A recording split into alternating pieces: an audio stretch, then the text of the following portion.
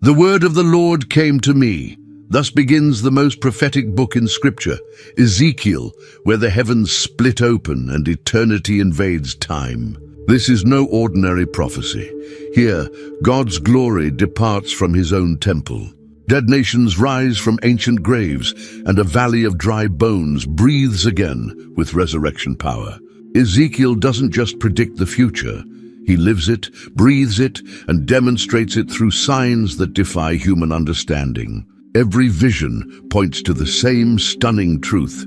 The God of Israel is sovereignly orchestrating history toward one climactic moment when his presence will fill the earth. From Babylon's exile to the final temple, this prophet unveils the divine blueprint that governs nations, reveals the heart of God, and declares the ultimate destiny of creation itself. It was the 5th year since King Jehoiakim had been taken to Babylon. Ezekiel, a 30-year-old priest, sat by the Kibar River among thousands of other Jewish exiles. This should have been the year he began serving in the temple back home, but instead he found himself in a foreign land, watching the waters flow past his broken dreams. Then the heavens opened. In chapter 1, verse 4, Ezekiel saw a windstorm coming out of the north, an immense cloud with flashing lightning and surrounded by brilliant light. The center of the fire looked like glowing metal.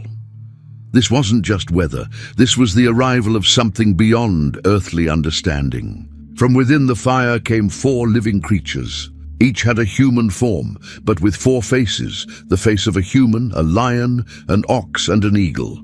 They had 4 wings each, with 2 wings spread out for flying and 2 covering their bodies.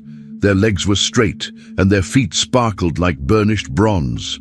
Under their wings were human hands. These beings moved without turning, going straight ahead wherever the Spirit wanted them to go. Their wings made a sound like rushing waters, like the voice of the Almighty himself.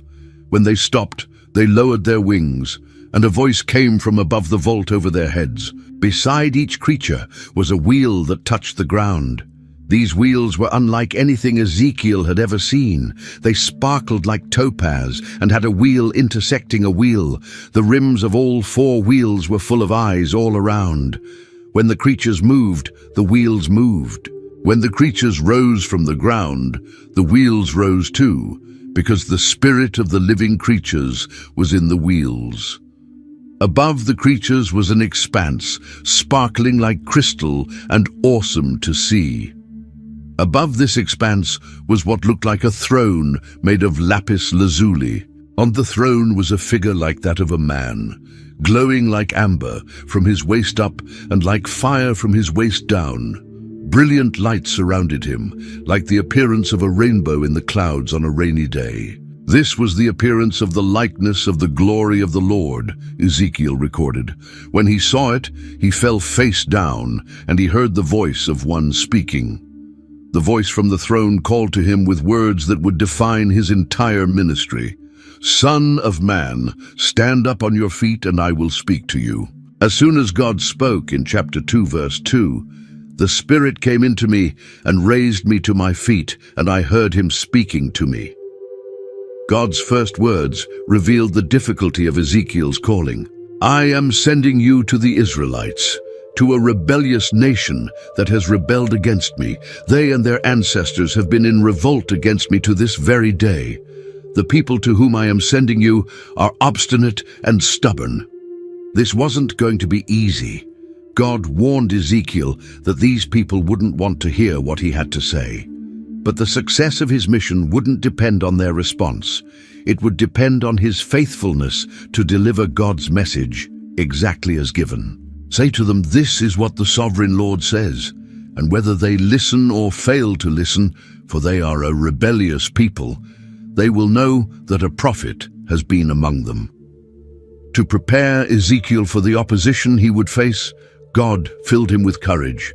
"Do not be afraid of them or their words.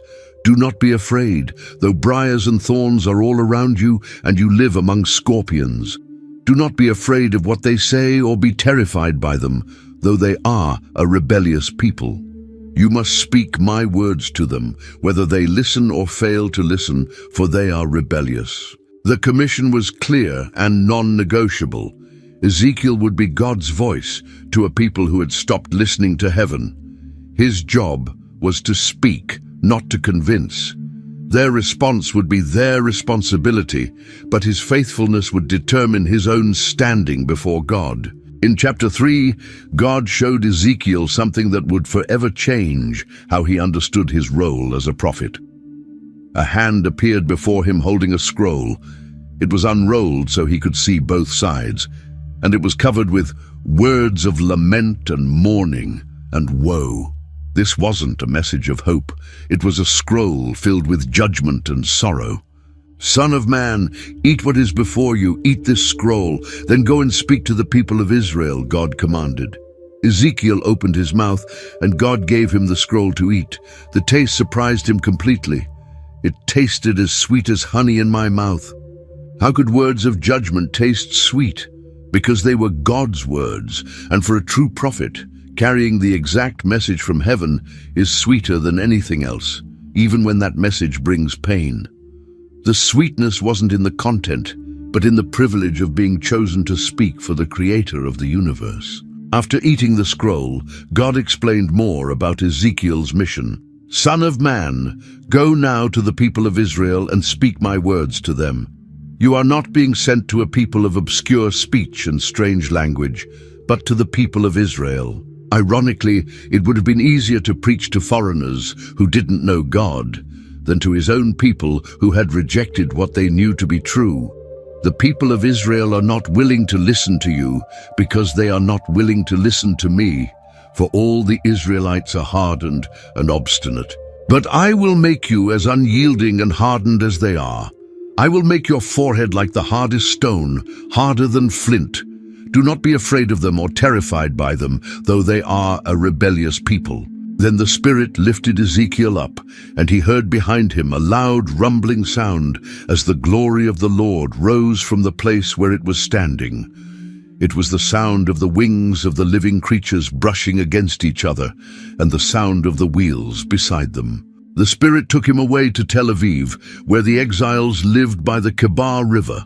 For 7 days, Ezekiel sat among them, completely overwhelmed by everything he had experienced. The weight of his calling pressed down on him as he processed what it meant to be God's spokesman to such a rebellious people. After those 7 days, God spoke to him again with a specific role that would define his ministry. "Son of man, I have made you a watchman for the people of Israel. So hear the word I speak and give them warning from me." Like a guard on a city wall who watches for approaching enemies and sounds the alarm, Ezekiel would be responsible for warning both the wicked and the righteous about what was coming. In chapter 4, God told Ezekiel to do something that would capture everyone's attention. He was to take a clay tablet, draw the city of Jerusalem on it, and then build a model siege around it. This wasn't just an art project, it was a prophetic demonstration of what was coming. Put siege works against it, build a ramp up to it, set up camps against it, and put battering rams around it, God instructed. Then Ezekiel was to take an iron cooking pan and place it as an iron wall between himself and the city. "Turn your face toward it, and it will be under siege, and you shall besiege it. This will be a sign to the people of Israel." But the most difficult part of this demonstration was yet to come. God told Ezekiel to lie on his left side and symbolically bear the sin of the people of Israel. "I have assigned you the same number of days as the years of their sin. So for 390 days you will bear the sin of the people of Israel." After those 390 days, he was to turn over and lie on his right side for 40 more days to bear the sin of Judah. "I have assigned you 1 day for each year," God explained. In total, Ezekiel would spend 430 days, more than 14 months, lying on his sides beside this clay model of Jerusalem under siege. During this entire time, he was to keep his face turned toward the siege and prophesy against the city with his arm bared for action. To make sure he completed the full demonstration, God said, I will tie you with ropes so that you cannot turn from one side to the other until you have finished the days of your siege." The food situation made the demonstration even more realistic and disturbing. God told him to take wheat, barley, beans, lentils, millet, and spelt, put them in a storage jar, and make bread from them. He was to eat only 20 shekels of food each day, about 8 ounces, and drink only a sixth of a hin of water, less than 2 cups. This was the diet of a city under siege, where every bite of food and sip of water becomes precious. To make the demonstration even more shocking, God initially told Ezekiel to cook his food over human waste. When Ezekiel protested, "Not so, sovereign Lord. I have never defiled myself," God allowed him to use cow dung instead. But the message remained clear. The people of Israel would eat defiled food among the nations where they would be scattered. For over a year, people would walk by and see this respected priest lying motionless beside his clay model of Jerusalem, eating tiny portions of food and drinking small amounts of water. The siege wasn't just coming someday, it was happening right before their eyes in dramatic, unforgettable form. When the 430 days were finally complete, God gave Ezekiel another dramatic sign that would shock everyone who saw it. In chapter 5, he was commanded to take a sharp sword and use it as a barber's razor to shave off all his hair and beard. For a priest, this was almost unthinkable. Their hair was a symbol of their consecration to God, but God had a specific purpose for every strand. Ezekiel was to take scales and divide all the hair into 3 equal parts. 1/3 he was to burn with fire inside the model city when the days of siege were completed. Another 1/3 he was to strike with the sword all around the city. The final 1/3 he was to scatter to the wind, and God promised to pursue it with drawn sword. He was allowed to take just a few strands and tie them in the folds of his garment, but even some of these would be thrown into the fire. From there, a fire will come out into all Israel, God declared. Each portion of hair represented the terrible fate awaiting Jerusalem's people. God explained the meaning with devastating clarity. "This is Jerusalem, which I have set in the center of the nations, with countries all around her. Yet in her wickedness she has rebelled against my laws and decrees more than the nations and countries around her. She has rejected my laws and has not followed my decrees." The burning hair showed how 1/3 of the people would die by plague and famine inside the city during the siege. The hair struck with the sword represented those who would fall by violence around the city. The scattered hair revealed how the survivors would be dispersed to every nation, with God's sword of judgment pursuing them even in exile.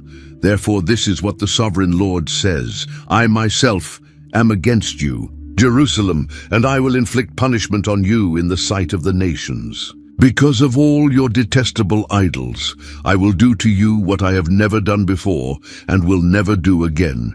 Therefore in your midst, parents will eat their children, and children will eat their parents. The judgment would be so severe and unprecedented that it would shock even the surrounding nations. Fathers would eat their own children, and children their fathers, because of the desperate famine during the siege. The few survivors would be scattered to every wind, and God would pursue them with drawn sword. Jerusalem, which had been placed by God as a jewel among the nations, would become a ruin and a reproach among the nations around you, in the sight of all who pass by.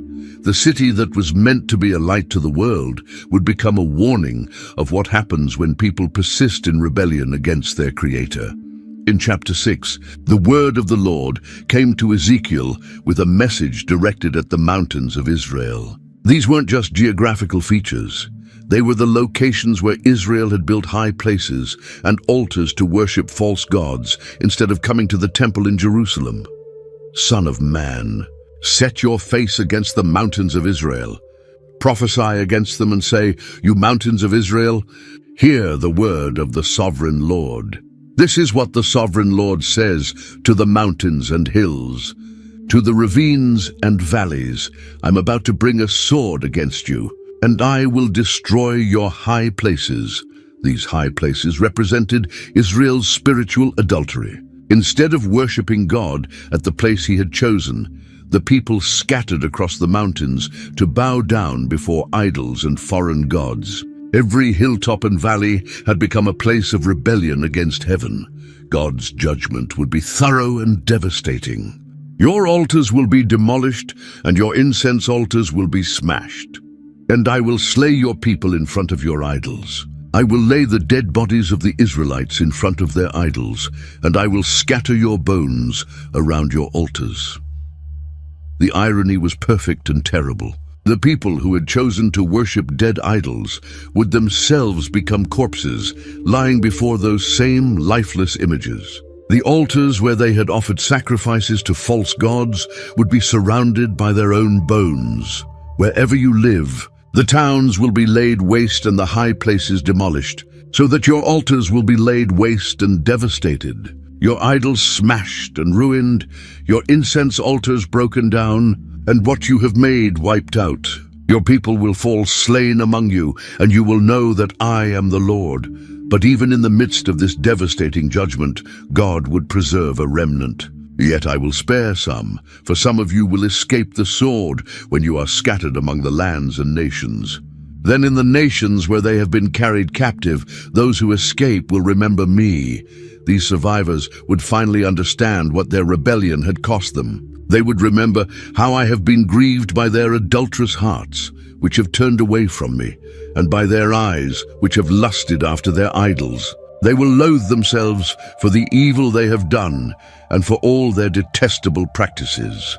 The mountains that had witnessed their rebellion would also witness their punishment. But ultimately, these same mountains would see their recognition of who God really is. Then they will know that I am the Lord, and that I did not threaten in vain to bring this calamity on them. Chapter 7 brought one of the most urgent and terrifying prophecies in Ezekiel's entire ministry. The word of the Lord came with a message that could not be misunderstood. The end. The end has come upon the four corners of the land. Now the end is upon you, and I will unleash my anger against you. This wasn't a warning about some distant future judgment. This was an announcement that the time of reckoning had finally arrived. God had been patient for generations, sending prophet after prophet to call his people back. But their persistent rebellion had exhausted his patience. And now the moment of final judgment was at hand. I will judge you according to your conduct and repay you for all your detestable practices. I will not look on you with pity. I will not spare you. I will repay you for your conduct and for the detestable practices among you. Then you will know that I am the Lord. The repetition was relentless and terrifying. Disaster. Unheard of disaster. See, it comes. The end has come. The end has come. It has roused itself against you. It has come! Doom has come upon you who dwell in the land. Everything the people had trusted in would fail them completely. The time had come. The day was near. A day of panic, not of rejoicing on the mountains. Soon God would pour out his wrath and spend his anger against them. He would judge them according to their conduct and repay them for all their detestable practices. Their economic system would collapse overnight. They will throw their silver into the streets, and their gold will be treated as a thing unclean. Their silver and gold will not be able to deliver them in the day of the Lord's wrath. It will not satisfy their hunger or fill their stomachs, for it has caused them to stumble into sin. Money that had once seemed so important would become worthless trash in the face of divine judgment. The wealth they had accumulated through oppression and corruption would not buy them even a moment of safety when God's anger was unleashed. Even the temple itself would not escape. They took pride in their beautiful jewelry and used it to make their detestable idols and images. Therefore I will give it into the hands of foreigners as plunder and to the wicked of the earth as loot, and they will defile it. Violence filled the land, and the city was full of bloodshed. The worst of nations would come and take possession of their houses. The pride of the mighty would be brought low, and their sacred places would be desecrated. Terror would come, and they would seek peace but find none. Calamity upon calamity will come, and rumor upon rumor. They will go searching for a vision from the prophet. Priestly instruction in the law will cease. The counsel of the elders will come to an end. The king will mourn, the prince will be clothed with despair, and the hands of the people of the land will tremble. In the end, God would deal with them according to their own conduct and judge them by their own standards. The justice they had denied to others would be the same justice applied to them. Then they will know that I am the Lord. On the 5th day of the 6th month, in the 6th year of exile, Ezekiel was sitting in his house with the elders of Judah when the hand of the sovereign Lord came on him. In chapter 8, he looked up and saw a figure like fire. From what appeared to be his waist down, it was like fire, and from there up it looked like glowing metal. This figure reached out what looked like a hand and took Ezekiel by the hair of his head. The Spirit lifted him up between earth and heaven and brought him in visions to Jerusalem, to the entrance of the north gate of the inner court. There he saw the idol that provokes to jealousy. The glory of the God of Israel was there, just as he had seen it by the Chebar River. But God wanted to show him why this glory would soon depart. "Son of man, look toward the north." When Ezekiel looked, there at the entrance north of the gate of the altar was this idol of jealousy. Son of man, do you see what they are doing? The utterly detestable things the Israelites are doing here, things that will drive me far from my sanctuary. But you will see things that are even more detestable. God brought him to the entrance of the court and showed him a hole in the wall. "Son of man, now dig into the wall." When Ezekiel dug into the wall, he found a doorway. "Go in and see the wicked and detestable things they are doing here." Inside this secret chamber, Ezekiel saw portrayed on the walls all kinds of crawling things and unclean animals and all the idols of Israel. 70 elders of Israel were standing before these images, each with a censer in his hand, and a fragrant cloud of incense was rising. These were the leaders of the people, the ones who should have been protecting true worship, instead worshipping animals and idols in secret. They said among themselves, "The Lord does not see us. The Lord has forsaken the land." But God saw everything, and their secret worship was driving him from his own house. There was more to see. God brought him to the entrance of the north gate of the house of the Lord, where women were sitting weeping for the god Tammuz. Then he brought him into the inner court of the house of the Lord, where at the entrance to the temple, between the portico and the altar, were about 25 men. They had their backs toward the temple of the Lord and their faces toward the east, and they were bowing down to the sun in the east. Have you seen this, Son of man? Is it a trivial matter for the people of Judah to do the detestable things they are doing here?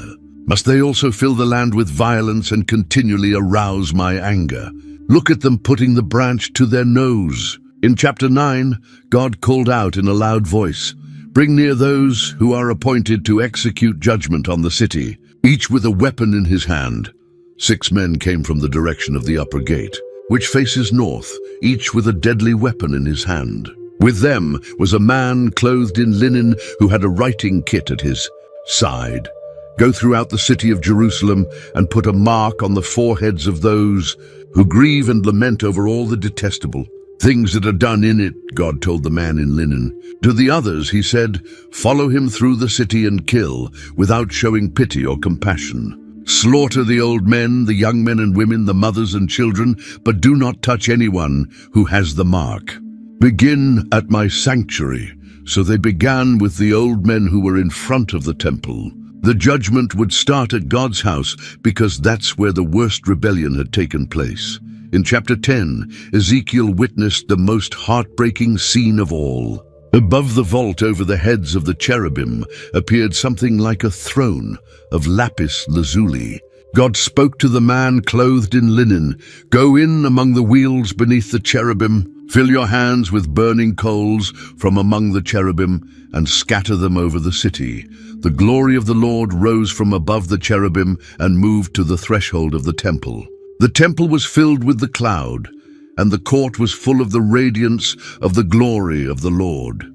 The sound of the wings of the cherubim could be heard as far away as the outer court. like the voice of God Almighty when He speaks. Then came the moment that changed everything. The glory of the Lord departed from over the threshold of the temple and stopped above the cherubim. While Ezekiel watched, the cherubim spread their wings and rose from the ground, and the wheels went up with them. They stopped at the entrance of the east gate of the Lord's house, and the glory of the God of Israel was above them. God's presence, which had filled Solomon's temple for centuries, was leaving. The building that had been the center of the world's worship, the place where heaven touched earth, was being abandoned.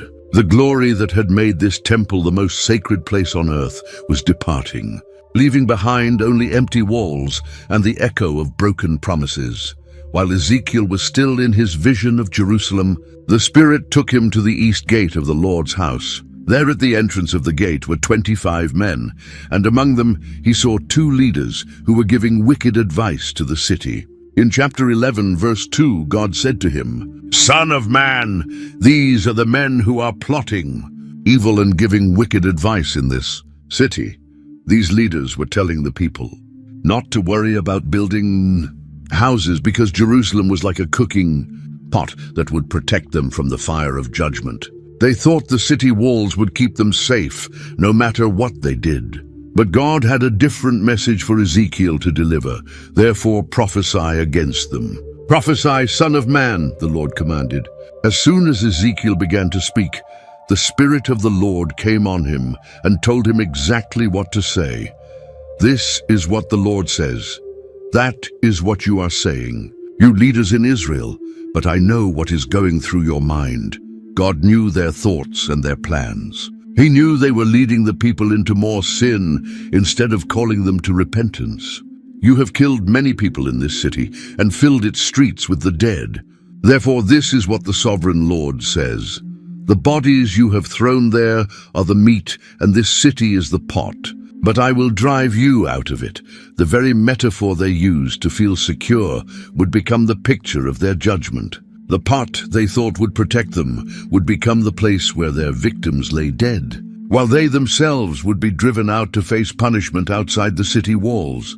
As Ezekiel was prophesying, something shocking happened. Peletiah, son of Benaiah, one of the leaders, suddenly died. Ezekiel was so overwhelmed that he fell face down and cried out, "Alas, sovereign Lord, will you completely destroy the remnant of Israel?" But God's response brought unexpected hope. Even though judgment was coming on the wicked leaders, He had not forgotten His people who were already in exile. In verse 13, the word of the Lord came to Ezekiel with a promise that would sustain the exiles for generations. "Son of man, the people of Jerusalem have said of your fellow exiles and all the other Israelites, they are far away from the Lord. This land was given to us as our possession." The people still in Jerusalem thought that because they hadn't been taken to Babylon yet, they were somehow more blessed than the exiles. They believed the land belonged to them now. But God had a completely different perspective on who His true people were. Therefore say, "This is what the sovereign Lord says. Although I sent them far away among the nations and scattered them among the countries, yet for a little while I have been a sanctuary for them in the countries where they have gone." Even in exile, God Himself had become their sanctuary. They didn't need the temple building because they had the presence of God Himself. Then came the promise that would echo through the centuries. "I will gather you from the nations and bring you back from the countries where you have been scattered, and I will give you back the land of Israel again. They will return to it and remove from it all its vile images and detestable idols." But the restoration wouldn't just be physical, it would be spiritual too. "I will give them an undivided heart and put a new spirit in them. I will remove from them their heart of stone and give them a heart of flesh. Then they will follow my decrees and be careful to keep my laws. They will be my people, and I will be their God." This wasn't just about getting their land back. God promised to change their very nature, to give them hearts that could truly love and obey Him, instead of hearts of stone that resisted His will. In chapter 12, the word of the Lord came to Ezekiel with instructions for another dramatic demonstration. This time, he would act out the coming exile of Jerusalem's leadership, especially focusing on what would happen to the king. Son of man, you are living among a rebellious people. They have eyes to see but do not see, and ears to hear but do not hear, for they are a rebellious people. Therefore, son of man, pack your belongings for exile, and in the daytime as they watch, set out and go from your place to another. Ezekiel was to pack like someone being forced to leave their home forever, taking only what an exile could carry. During the day, while everyone could see what he was doing, he was to bring out his belongings as if going into exile. Then in the evening, he was to do something even more dramatic. In the evening, while they are watching, go out like those who go into exile. While they watch, dig through the wall and take your belongings out through it. Put them on your shoulder as they are watching, and carry them out at dusk. Cover your face, so that you cannot see the land, for I have made you a sign to the Israelites. So Ezekiel did exactly what the Lord commanded. During the day, he brought out his belongings packed for exile. Then in the evening, he dug through the wall with his hands and carried his things out at dusk, covering his face as he went. The next morning, people came asking what this strange performance meant. In verse 9, the word of the Lord came to him, Son of man, did not the Israelites, that rebellious people, ask you, what are you doing? God told him to explain the meaning clearly. Say to them, this is what the sovereign Lord says. This prophecy concerns the prince in Jerusalem and all the Israelites who are there. Say to them, I am a sign to you. As I have done, so it will be done to them. They will go into exile as captives. The prince was King Zedekiah, and Ezekiel's actions showed exactly what would happen to him. The prince among them will put his things on his shoulder at dusk and leave, and a hole will be dug in the wall for him to go through. He will cover his face so that he cannot see the land. This wasn't just about the king leaving the city. It was about a failed escape attempt. Zedekiah would try to flee Jerusalem in secret, but his plan would fail completely. I will spread my net for him, and he will be caught in my snare. I will bring him to Babylonia, the land of the Chaldeans, but he will not see it, and there he will die. The prophecy about not seeing the land, even though he would die there, seemed like a riddle, but it would be fulfilled in a terrible way. Zedekiah would be captured, his eyes would be put out, and then he would be taken to Babylon, where he would die without ever seeing the land of his captivity. I will scatter to the winds all those around him, his staff and all his troops, and I will pursue them with drawn sword. Even his helpers and soldiers wouldn't escape the judgment that was coming, but God would leave a few survivors for a specific purpose. I will spare a few of them from the sword, famine and plague, so that in the nations where they go, they may acknowledge all their detestable practices. Then they will know that I am the Lord. These survivors would serve as witnesses, telling the nations about their sins and about God's justice. Through their testimony, other nations would understand that Israel's punishment came from their own rebellion, not from God's weakness. Chapter 13 brought God's judgment against the false prophets and prophetesses who were leading the people astray with lying visions and false comfort. These religious leaders were telling people exactly what they wanted to hear, instead of what they needed to hear. Son of man, prophesy against the prophets of Israel who are now prophesying. Say to those who prophesy out of their own imagination, hear the word of the Lord. This is what the sovereign Lord says. Woe to the foolish prophets who follow their own spirit and have seen nothing. These false prophets weren't receiving real visions from God. Instead, they were making up messages based on their own thoughts and desires. They were like jackals among ruins, destructive scavengers, feeding off the people's desperation for hope. You have not gone up to the breaches in the wall to repair it for the people of Israel so that it will stand firm in the battle on the day of the Lord. Instead of helping to fix the spiritual problems that were bringing judgment, they were making things worse by encouraging people to continue in their sin. The false prophets claimed their messages came from God, but their prophecies would fail completely. Have you not seen false visions and uttered lying divinations when you say, "The Lord declares, though I have not spoken"? Because of their lies, God was against them. My hand will be against the prophets who see false visions and utter lying divinations. They will not belong to the council of my people or be listed in the records of Israel, nor will they enter the land of Israel. Then you will know that I am the sovereign Lord. The main problem with these false prophets was that they cried peace when there was no peace. They were like people who built a flimsy wall and then painted it white to make it look strong and beautiful. But when the storm of judgment came, their wall would collapse completely. Therefore this is what the sovereign Lord says: "In my wrath I will unleash a violent wind, and in my anger hailstones and torrents of rain will fall with destructive fury. I will tear down the wall you have covered with whitewash and will level it to the ground so that its foundation will be laid bare." But the false prophets weren't the only problem. There were also women who practiced divination and led people astray. Son of man, set your face against the daughters of your people who prophesy out of their own imagination. Prophesy against them and say, "This is what the sovereign Lord says. Woe to the women who sew magic charms on all their wrists and make veils of various lengths for their heads in order to ensnare people." These women were using magic and sorcery, pretending to have supernatural power over life and death. Will you ensnare the lives of my people but preserve your own?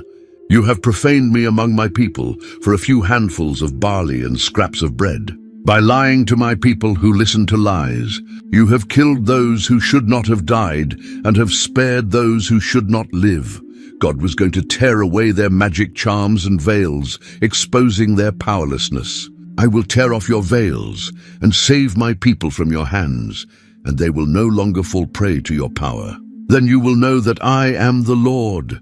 These false religious leaders had been discouraging the righteous with lies while encouraging the wicked to continue in their evil ways. But God would put an end to their false visions and divinations. They would no longer deceive his people with their lying messages. In chapter 14, some of the elders of Israel came to sit before Ezekiel, perhaps hoping for an encouraging word from God, but the Lord knew their hearts and had a different message for them. These leaders had set up idols in their hearts while still pretending to seek God's guidance. Son of man, these men have set up idols in their hearts and put wicked stumbling blocks before their faces. Should I let them inquire of me at all? God asked. The hypocrisy was obvious.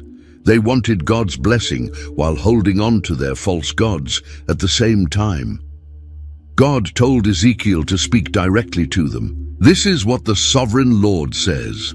When any of the Israelites set up idols in their hearts and put a wicked stumbling block before their faces and then go to a prophet, I, the Lord, will answer them myself in keeping with their great idolatry. Instead of giving them the comfortable message they wanted, God would answer according to their idolatrous hearts. His response would be designed to recapture the hearts of the people of Israel, who had all deserted him for their idols. Therefore say to the people of Israel, this is what the sovereign Lord says. Repent, turn from your idols, and renounce all your detestable practices. The only solution was complete repentance and turning away from everything that competed with God for their devotion. If they refused to repent, both the false prophet and the person who consulted him would bear the same punishment. They will bear their guilt. The prophet will be as guilty as the one who consults him. Then the people of Israel will no longer stray from me, nor will they defile themselves anymore with all their sins. Then God made a statement that would revolutionize how people understood his justice. Even if the land became so sinful that he had to judge it with famine, wild beasts, sword, or plague, the presence of righteous people wouldn't save the wicked. As surely as I live, declares the sovereign Lord, even if Noah, Daniel, and Job were in it, they could save only themselves by their righteousness. These three men were famous for their righteousness. Noah, who was saved from the flood. Daniel, who was currently serving God faithfully in Babylon. and Job, who had remained faithful through terrible suffering. But even these heroes of faith could only save themselves. If I send wild beasts through that country, and they leave it childless, and it becomes desolate, so that no one can pass through it because of the beasts, as surely as I live, declares the sovereign Lord, even if these 3 men were in it, they could not save their own sons or daughters. They alone would be saved, but the land would be desolate. The same principle applied to every form of judgment, sword, famine, or plague. Righteousness was personal, not transferable. Each person was responsible for their own relationship with God, and no one could ride on someone else's faith. Yet there will be some survivors, sons and daughters who will be brought out of it. They will come to you, and when you see their conduct and their actions, you will be consoled regarding the disaster I have brought on Jerusalem. Every disaster I have brought on it. You will be consoled when you see their conduct and their actions, for you will know that I have done nothing in it without cause, declares the sovereign Lord. Even in judgment, God's actions would be proven just. The survivors would demonstrate by their own evil conduct that the city deserved everything that happened to it. Chapter 15 brought a simple but devastating parable that showed exactly what Jerusalem had become in God's eyes. The word of the Lord came to Ezekiel with a question about the wood of a vine compared to other trees. Son of man, how is the wood of a vine different from that of a branch from any of the trees in the forest? Is wood ever taken from it to make anything useful? Do they make pegs from it to hang things on? The answer was obvious. Vinewood was useless for construction or tools. Unlike oak or cedar that could be used to build houses or make furniture, vinewood was too soft and weak for any practical purpose. The only thing you could do with vinewood was burn it for fuel, and after it is thrown on the fire as fuel and the fire burns both ends and chars the middle, is it then useful for anything? If it was not useful for anything when it was whole, how much less can it be made into something useful when the fire has burned it and it is charred? This parable had a specific application to Jerusalem. God had chosen Israel to be like a vine that would produce fruit, but instead of producing good grapes, they had become completely useless. Therefore, this is what the sovereign Lord says: as I have given the wood of the vine among the trees of the forest as fuel for the fire, so will I treat the people living in Jerusalem. Jerusalem wasn't just failing to live up to its potential, it had become actively harmful and worthless. Like vinewood that couldn't even be used for construction, the city had no redeeming value left in its current state. I will set my face against them. Although they have come out of the fire will yet consume them. And when I set my face against them, you will know that I am the Lord. Some of the people had already experienced judgment and suffering, but instead of learning from it, they had continued in their rebellion. They were like partially burned wood that was even more useless than before. The city that was supposed to be a light to the nations had become nothing but fuel for the fire of judgment. I will make the land desolate because they have been unfaithful, declares the sovereign Lord. Their unfaithfulness had turned them from a fruitful vine into worthless wood fit only for burning. Chapter 16 contained one of the most shocking and detailed allegories in the entire Bible. God told the story of Jerusalem as if she were a woman, tracing her history from birth to her current state of spiritual adultery. This wasn't a gentle parable, it was a brutal exposure of just how far God's people had fallen. Son of man, confront Jerusalem with her detestable practices and say, this is what the sovereign Lord says to Jerusalem. Your ancestry and birth were in the land of the Canaanites. Your father was an Amorite, and your mother a Hittite. The story began with Jerusalem as an abandoned baby. On the day you were born, your cord was not cut, nor were you washed with water to make you clean, nor were you rubbed with salt or wrapped in cloths. No one looked on you with pity or had compassion enough to do any of these things for you. Rather, you were thrown out into the open field, for on the day you were born, you were despised.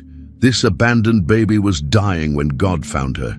Then I passed by and saw you kicking about in your blood, and as you lay there in your blood, I said to you, live. And I made you grow like a plant of the field. You grew and developed and entered puberty. Your breasts had formed and your hair had grown, yet you were stark naked. When the girl reached marriageable age, God came to her again. Later I passed by, and when I looked at you and saw that you were old enough for love, I spread the corner of my garment over you and covered your naked body. I gave you my solemn oath and entered into a covenant with you, declares the sovereign Lord, and you became mine.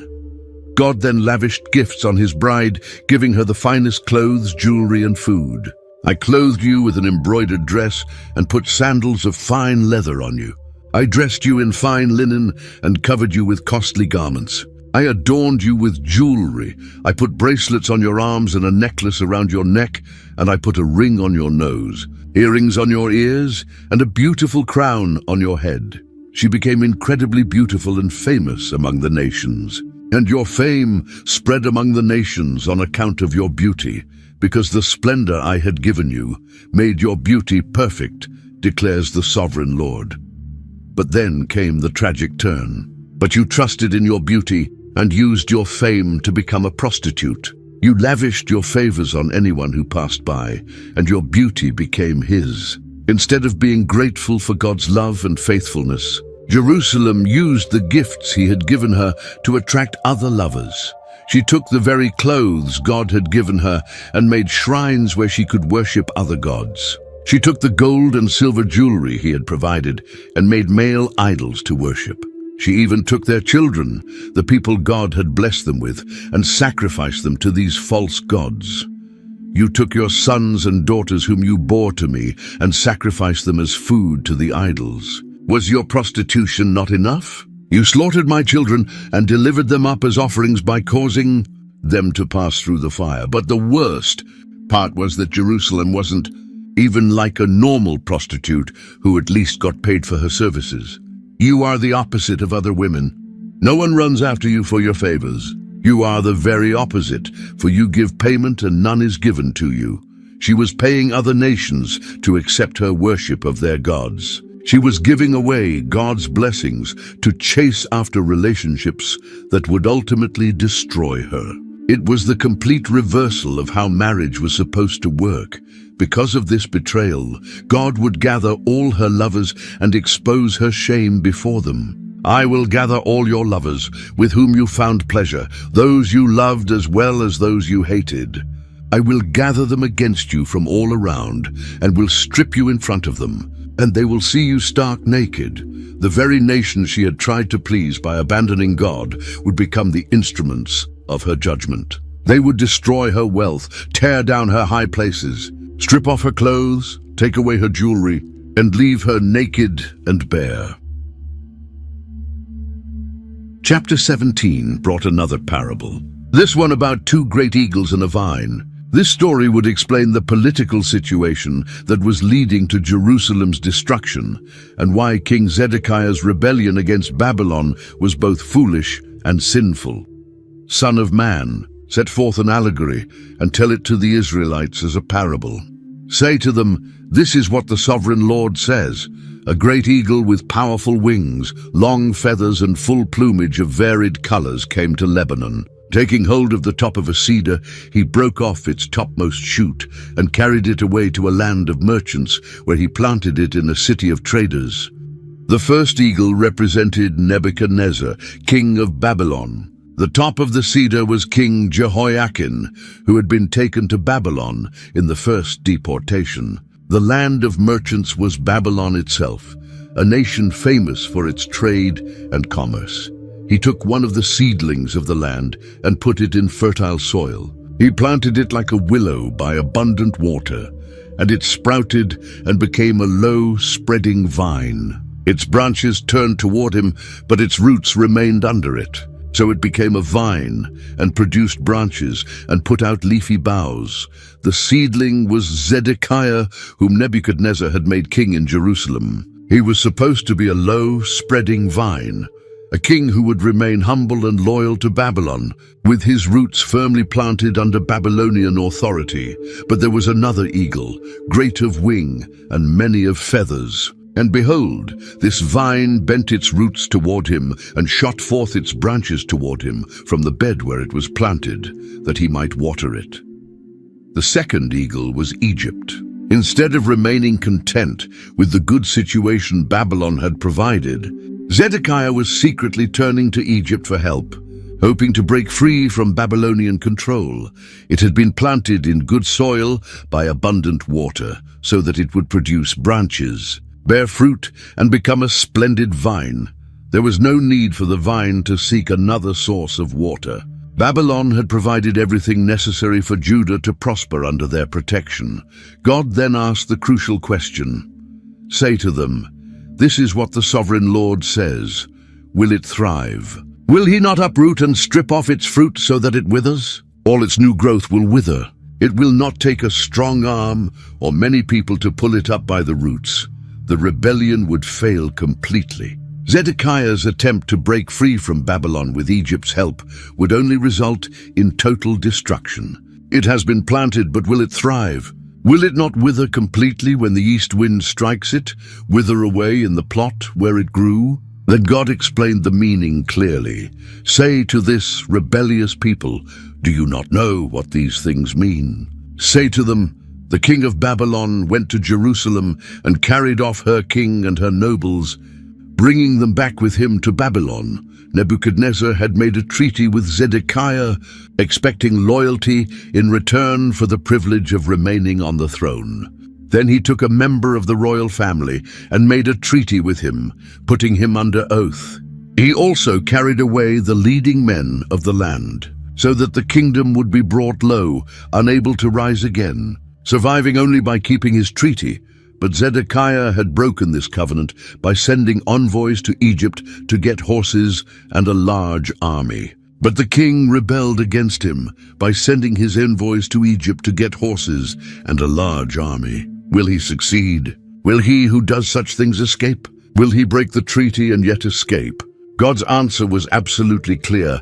"As surely as I live, declares the sovereign Lord, he shall die in Babylon, in the land of the king who put him on the throne, whose oath he despised and whose treaty he broke."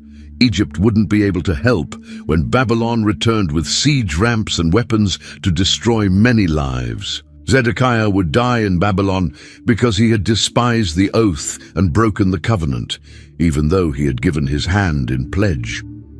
The story ended with a promise of hope for the distant future. God himself would take a shoot from the very top of a cedar and plant it on a high mountain. "On the mountain heights of Israel I will plant it. It will produce branches and bear fruit and become a splendid cedar. Birds of every kind will nest in it. They will find shelter in the shade of its branches." This was a promise about the Messiah, who would one day establish a kingdom that would provide shelter and blessing for people from every nation. "Then all the trees of the forest will know that I, the Lord, bring down the tall tree and make the low tree grow tall. I dry up the green tree and make the dry tree flourish." Chapter 18 began with God addressing a popular saying that people were using to excuse their behavior and blame their situation on their ancestors. "The word of the Lord came to me. What do you mean by repeating this proverb concerning the land of Israel? The parents eat sour grapes, and the children's teeth are set on edge." People were claiming that they were suffering for their fathers' sins, rather than taking responsibility for their own choices. But God completely rejected this excuse. "As surely as I live, declares the sovereign Lord, you will no longer quote this proverb in Israel. For everyone belongs to me, the parent as well as the child. Both alike belong to me. The one who sins is the one who will die." To illustrate this principle, God gave 3 examples spanning 3 generations. First was a righteous man. "Suppose there is a righteous man who does what is just and right.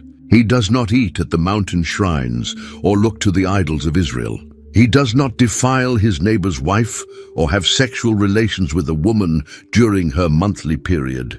This righteous man treated people fairly. returned what he took in pledge for a loan, didn't rob anyone, gave food to the hungry and clothes to the naked. He stayed away from wrongdoing, judged fairly between people, and followed God's laws. Such a person is righteous. They will surely live, declares the sovereign Lord. But what if this righteous man had a violent son? Suppose he has a violent son who sheds blood or does any of these other things, though the father has done none of them. He eats at the mountain shrines. He defiles his neighbor's wife. He oppresses the poor and needy. He commits robbery. He does not return what he took in pledge. He looks to the idols. He does detestable things. Would this wicked son be saved because of his father's righteousness? Absolutely not. Will such a man live? He will not. Because he has done all these detestable things, he is to be put to death. His blood will be on his own head. But the story continued with a third generation. What if this wicked man had a son who saw his father's evil ways but chose to live differently? But suppose this son has a son who sees all the sins his father commits, and though he sees them, he does not do such things. This grandson chose to be righteous despite his father's example. He didn't eat at mountain shrines, look to idols, defile his neighbor's wife, oppress anyone, or commit robbery. Instead, he provided food for the hungry and clothes for the naked, and followed God's laws. Will he die for his father's sin? He will not, since he has done what is just and right and has been careful to keep all my decrees. He will surely live. The one who sins is the one who will die. The child will not share the guilt of the parent, nor will the parent share the guilt of the child. The righteousness of the righteous will be credited to them, and the wickedness of the wicked will be charged against them. This principle of individual responsibility meant that change was always possible. But if a wicked person turns away from all the sins they have committed and keeps all my decrees and does what is just and right, that person will surely live. They will not die. None of the offenses they have committed will be remembered against them. Because of the righteous things they have done, they will live. God took no pleasure in punishing the wicked. Do I take any pleasure in the death of the wicked? Declares the sovereign Lord. Rather, am I not pleased when they turn from their ways and live? The same principle worked in reverse. If a righteous person turned away from righteousness and committed sin, all their previous righteous acts wouldn't save them. If a righteous person turns from their righteousness and commits sin and does the same detestable things the wicked person does, will they live? None of the righteous things that person has done will be remembered. Because of the unfaithfulness they are guilty of, and because of the sins they have committed, they will die. Chapters 19 and 20 continued this theme by looking at Israel's entire history as one long cycle of rebellion and divine patience. In chapter 20, elders came to inquire of the Lord, but God told Ezekiel not to let them inquire. Instead, he was to confront them with their history. Will you judge them? Will you judge them, Son of Man? Then confront them with the detestable practices of their ancestors and say to them, "This is what the sovereign Lord says. On the day I chose Israel, I swore with uplifted hand to the descendants of Jacob and revealed myself to them in Egypt. With uplifted hand I said to them, I am the Lord your God." Even in Egypt, before they were freed from slavery, God had told them to get rid of their idols. I said to them, "Each of you, get rid of the vile images you have set your eyes on, and do not defile yourselves with the idols of Egypt. I'm the Lord your God." But they rebelled even then and were unwilling to listen. In the wilderness, God gave them his laws and Sabbaths as signs between him and them. But again they rebelled. Yet the people of Israel rebelled against me in the wilderness. They did not follow my decrees, but rejected my laws, by which the person who obeys them will live, and they utterly desecrated my Sabbaths. The pattern continued with their children in the wilderness, and again when they entered the promised land. But they rebelled against me and would not listen to me. They did not get rid of the vile images they had set their eyes on, nor did they forsake the idols of Egypt. Throughout their entire history, from Egypt to the present moment, Israel had been in constant rebellion against God. The only reason they still existed was because of God's patience and his concern for his own reputation among the nations. He had restrained his anger again and again, not because they deserved it, but for the sake of his name. The word of the Lord came to Ezekiel with one of the most terrifying images in all of Scripture, God's sword being drawn from its sheath, ready for battle. In chapter 21, God told him to face south and preach against the sanctuaries there. Son of man, set your face toward the south. Preach against the south and prophesy against the forest of the southland. When Ezekiel complained that people were saying he only spoke in riddles, God gave him a much clearer message. Son of man, set your face against Jerusalem and preach against the sanctuary. Prophesy against the land of Israel and say to her, this is what the Lord says, I am against you. I will draw my sword from its sheath and cut off from you both the righteous and the wicked. The sword wouldn't make any distinctions. Everyone from south to north would feel its blade. Because I am going to cut off the righteous and the wicked, my sword will be unsheathed against everyone from south to north. Then all people will know that I, the Lord, have drawn my sword from its sheath. It will not return again. Then came the sword song, a chilling poem about God's weapon of judgment, a sword sharpened and polished, sharpened for the slaughter, polished to flash like lightning. The most dramatic part came when God described Nebuchadnezzar standing at the crossroads, trying to decide whether to attack Jerusalem or Ammon first. The king of Babylon will stop at the fork in the road, at the junction of the two roads, to seek an omen. He will cast lots with arrows. He will consult his idols. He will examine the liver. Into his right hand would come the lot for Jerusalem, telling him to set up battering rams and raise the battle. Chapter 22 presented the most complete list of Jerusalem's sins found anywhere in the Bible. God told Ezekiel to confront the bloody city with all her detestable practices, creating a comprehensive indictment that would justify the coming judgment. Son of man, will you judge her? Will you judge this city of bloodshed? Then confront her with all her detestable practices and say, this is what the sovereign Lord says. You city that brings on herself doom by shedding blood in her midst and defiles herself by making idols. The bloodshed wasn't just occasional violence, it was systematic murder that had filled the streets. You have despised my holy things and desecrated my Sabbaths. In you are people who slander to cause bloodshed. In you are those who eat at the mountain shrines and commit lewd acts. The sexual immorality was rampant and extreme. Men were committing adultery with their neighbors' wives, defiling their daughters-in-law, and violating their own sisters. The most basic laws of decency and family relationships had been completely abandoned. In you, people accept bribes to shed innocent blood. You take interest and make a profit from the poor, and extort unjust gain from your neighbors. And you have forgotten me, declares the sovereign Lord. The economic oppression was systematic and cruel. The wealthy were taking advantage of the poor through unfair interest rates and illegal profits. Judges were accepting bribes to condemn innocent people to death. The religious leaders had completely failed in their duties. Her priests do violence to my law and profane my holy things.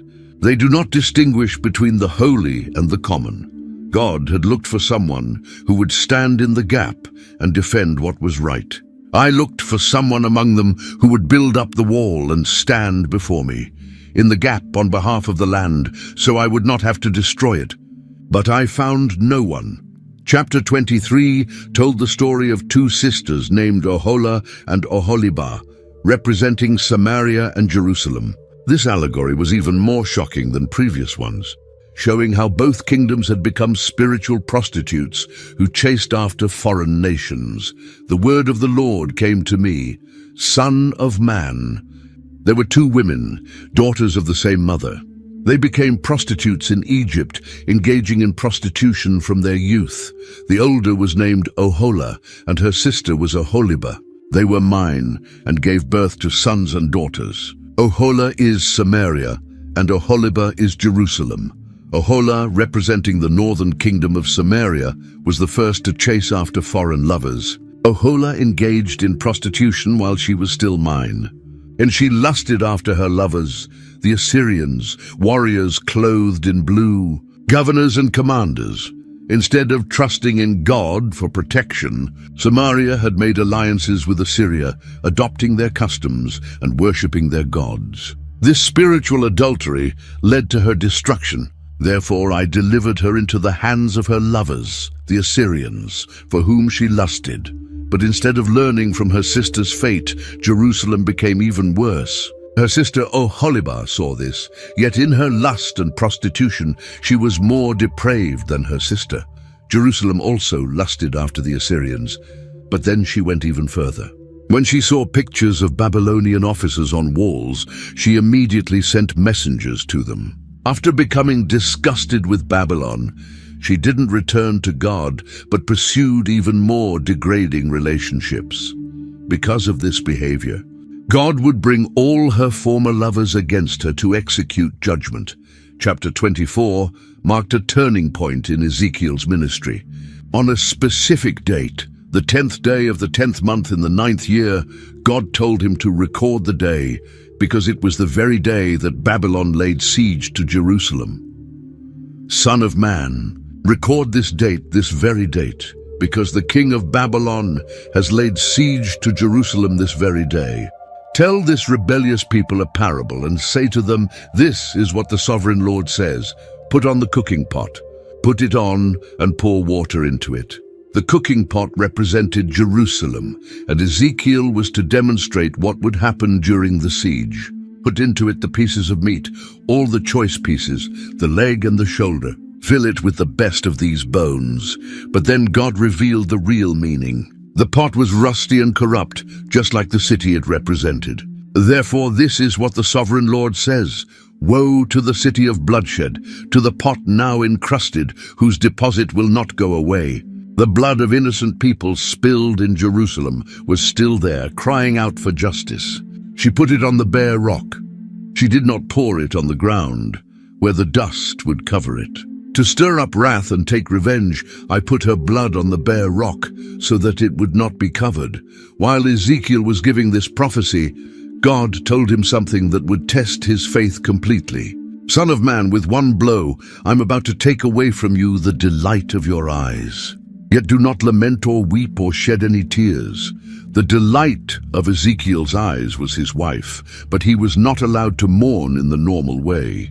So I spoke to the people in the morning, and in the evening my wife died. The next morning I did as I had been commanded.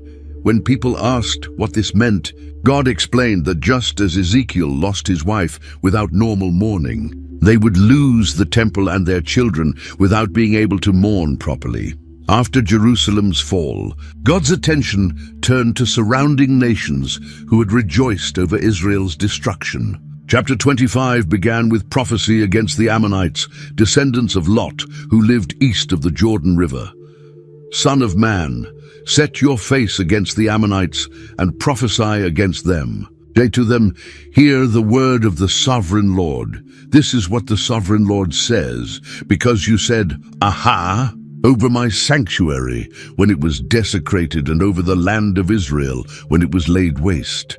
The Ammonites had clapped their hands and stomped their feet with joy when they saw Jerusalem destroyed. They thought this meant they could expand their territory and take over Israel's land. Therefore I am going to give you to the people of the east as a possession. Their capital city, Rabbah, would become nothing but grazing land for animals. I will turn Rabbah into a pasture for camels and Ammon into a resting place for sheep. Then you will know that I am the Lord. Next came judgment on Moab, another descendant of Lot. This is what the sovereign Lord says, because Moab and Seir said, Look, Judah has become like all the other nations. Therefore I will expose the flank of Moab. Moab's sin was dismissing Jerusalem's fall as unimportant. They said Judah was just like any other nation, denying that Israel had any special relationship with God. This attitude showed they didn't understand who God was or what he was doing in history. will give Moab along with the Ammonites to the people of the east as a possession, so that the Ammonites will not be remembered among the nations. And I will inflict punishment on Moab. Then they will know that I am the Lord. Both nations would face conquest by eastern peoples who would take over their lands completely. The prophecy then moved to Edom, descendants of Esau who had maintained bitter hatred against Israel for centuries. Their judgment would be particularly severe because of their long history of revenge. This is what the sovereign Lord says: because Edom took revenge on Judah and became very guilty by doing so, therefore this is what the sovereign Lord says: I will stretch out my hand against Edom and kill both man and beast. Edom's sin wasn't just celebrating Jerusalem's fall, it was actively taking revenge. When Judah was weakest and most vulnerable, the Edomites had attacked them, capturing refugees and handing them over to their enemies.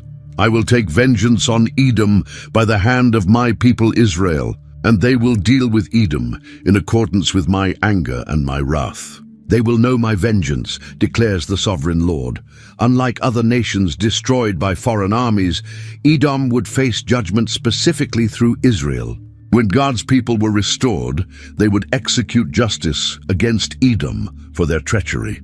The final judgment fell on the Philistines, Israel's ancient enemies along the Mediterranean coast. This is what the sovereign Lord says: because the Philistines acted in vengeance and took revenge with malice in their hearts, and with ancient hostility sought to destroy Judah. The Philistines had maintained their hatred of Israel for generations, never missing an opportunity to attack when Israel was weak. Their malice came from ancient hostility, a grudge going back hundreds of years. I will carry out great vengeance on them and punish them in my wrath. Then they will know that I am the Lord when I take vengeance on them.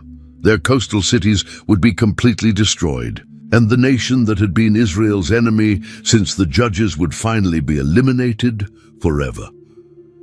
Chapters 26 and 27 contain detailed prophecies against Tyre, the great trading city that controlled much of the ancient world's commerce. Located on an island off Lebanon's coast, Tyre seemed impossible to conquer and had grown wealthy through international trade.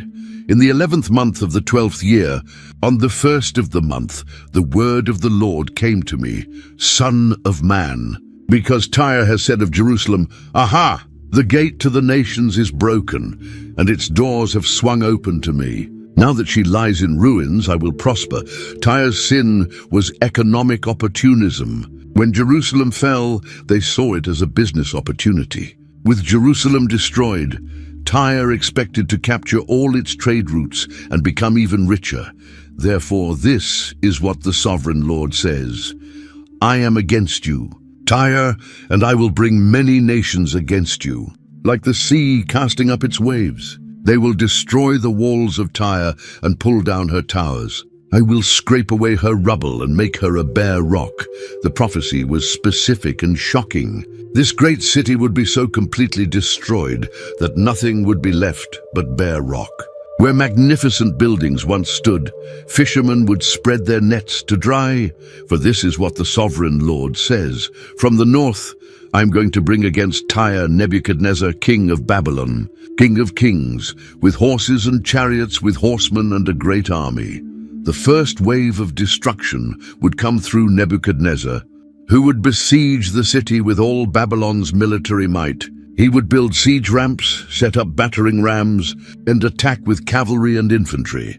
Chapter 27 contained a detailed lament over Tyre's destruction, describing the city as a beautiful ship that would be wrecked in the heart of the seas. The chapter listed all the different nations who traded with Tyre, showing how its destruction would affect the entire ancient world. The word of the Lord came to me: Son of man, take up a lament concerning Tyre. Say to Tyre, situated at the gateway to the sea, merchant of peoples on many coasts. The lament described Tyre as a magnificent ship built from the finest materials: planks of juniper from Lebanon, cedar masts, oak oars, and cypress decks inlaid with ivory. Men from many nations served as crew, soldiers, and traders. but this beautiful ship would be wrecked by the east wind. Your wealth, merchandise and wares, your mariners, sailors and shipwrights, your merchants and all your soldiers will sink into the heart of the seas on the day of your shipwreck. Chapter 28 brought judgment against Tyre's human ruler and the spiritual power behind him, while chapters 29 and 30 began 7 prophecies against Egypt. The word of the Lord came to me, Son of man, say to the ruler of Tyre, this is what the sovereign Lord says. In the pride of your heart you say, I am a god. I sit on the throne of a god in the heart of the seas.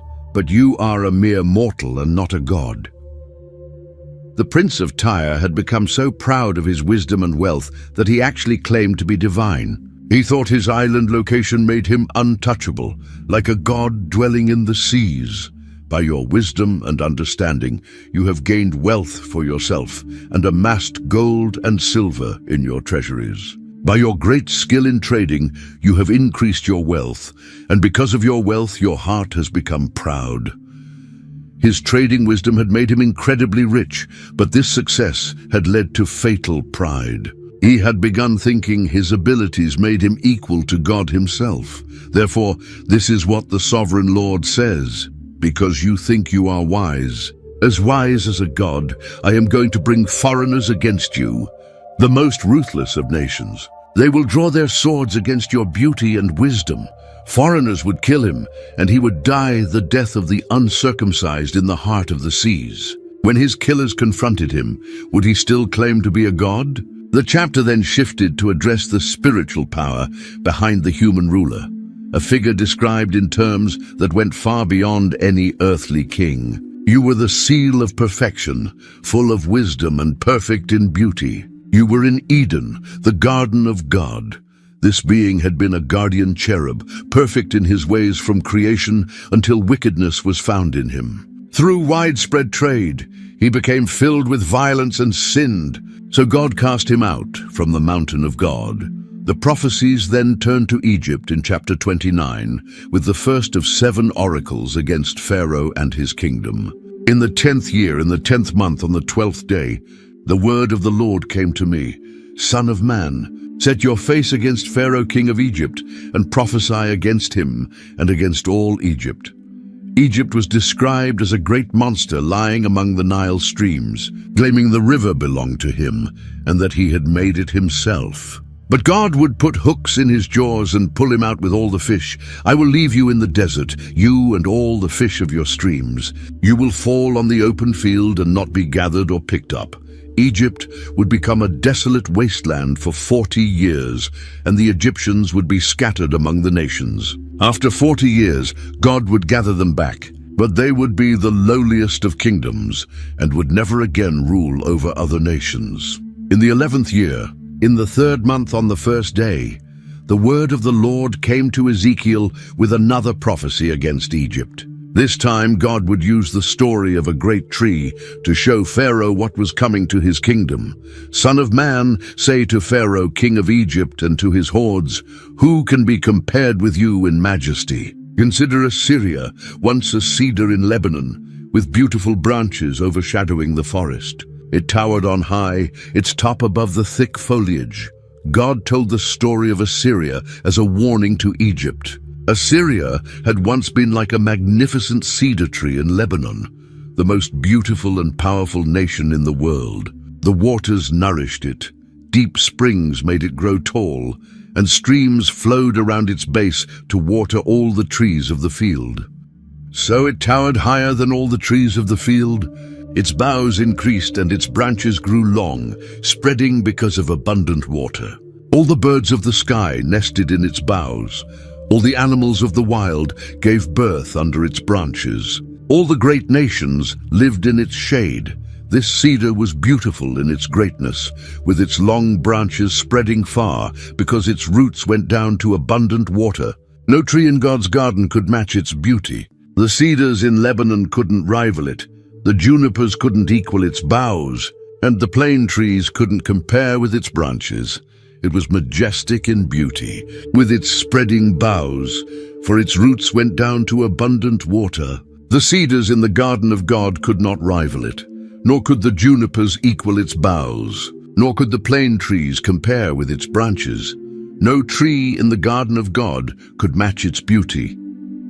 God had made this tree beautiful with abundant branches, and all the trees of Eden envied it. But then came the turning point in the story. Despite all its beauty and power, this great cedar fell because of pride.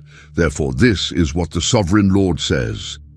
Because the great cedar towered on high, lifting its top above the thick foliage, and because it was proud of its height, I gave it into the hands of the ruler of the nations, for him to deal with according to its wickedness. The most ruthless of foreign nations cut it down and left it. Its branches fell on the mountains and in all the valleys, and its boughs lay broken in all the ravines of the land. All the nations of the earth came out from under its shade and left it. All the birds settled on the fallen tree, and all the wild animals lived among its branches. Therefore no other trees by the waters are ever to tower proudly on high, lifting their tops above the thick foliage. The lesson was clear for Egypt. Just as Assyria had been the greatest nation on earth but was cut down because of pride, so Egypt would face the same fate. On the day it was brought down to the realm of the dead, I covered the deep springs with mourning for it. I held back its streams, and its abundant waters were restrained. When the great cedar fell, it shook the nations. Lebanon was clothed with gloom, and all the trees of the field withered away. I made the nations tremble at the sound of its fall, when I brought it down to the realm of the dead, to be with those who go down to the pit. Now Pharaoh needed to understand which tree he was in this story. Which of the trees of Eden can be compared with you in splendor and majesty? Yet you too will be brought down with the trees of Eden to the earth below. You will lie among the uncircumcised, with those killed by the sword. Chapter 32 contained 2 funeral songs for Pharaoh and Egypt, written as if the great king had already died and been buried. These weren't just prophecies. They were advance funeral dirges for a kingdom that thought it would last forever. In the 12th year, in the 12th month on the first day, the word of the Lord came to me, Son of man, take up a lament concerning Pharaoh king of Egypt, and say to him, You are like a lion among the nations. You are like a monster in the seas, thrashing about in your streams, churning the water with your feet and muddying the streams.